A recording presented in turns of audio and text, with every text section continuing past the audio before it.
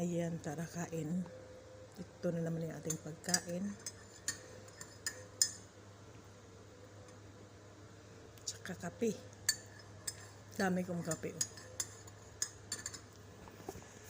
Tsaka magkubos tayo. Kape tsaka kubos.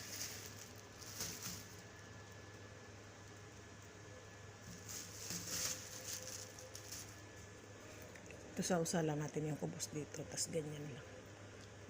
Ayan. Ano to, edits? Yung tamar na murang tamar.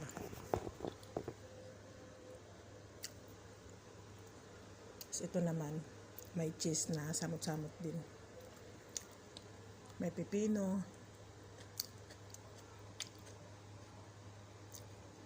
May sili, samot-samot siya.